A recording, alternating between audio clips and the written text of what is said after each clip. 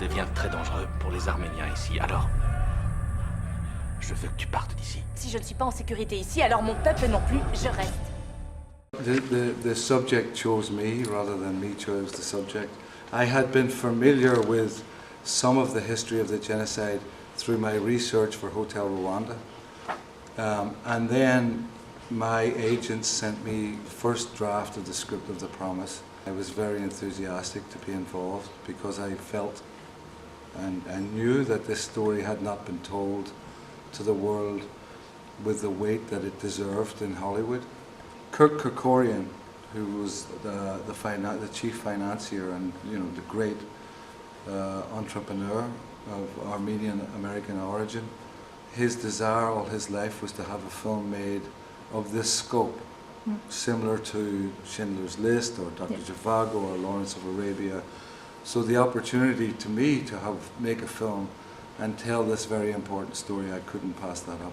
I went to Istanbul and I went to the Turkish Army Museum, and you see the complete reversal of the story, the revision, how they revised the history and tried to tell the lie that there was no genocide.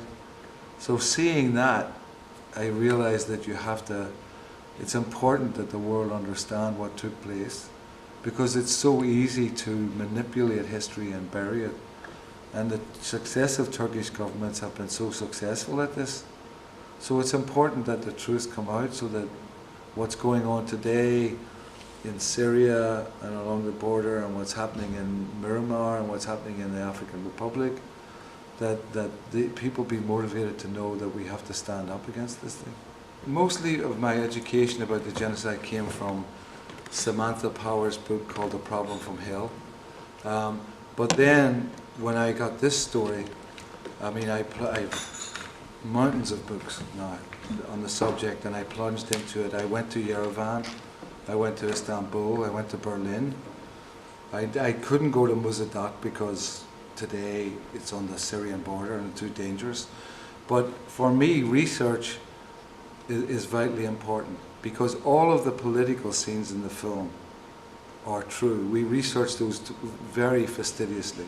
The high point, in 2 weeks' time, we're going to Armenia, to Yerevan, to celebrate the film with the Catholicos and with the parliament, and so that will be a great event for me. It's important to bring the film back to show it in Yerevan and to show the people appreciation for what we've tried to tell. Il y a trop d'espions. Chris!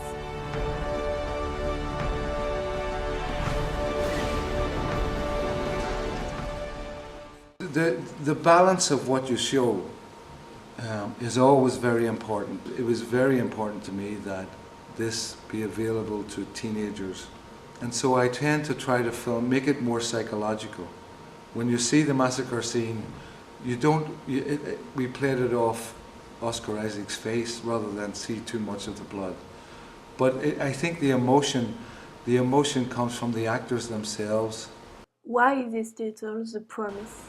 Because there's several, obviously within the film story, there's the promise between Mikhail and Moral to come back. That's the obvious one.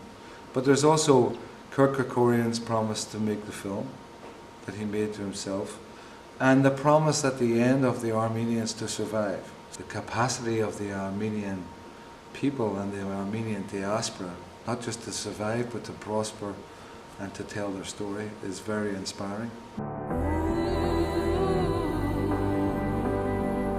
Personne ici n'est sain et sauf. Ils veulent notre mort.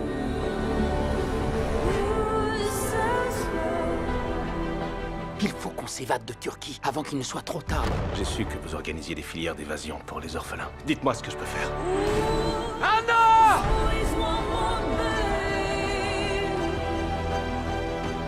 Est-ce que tu l'aimes?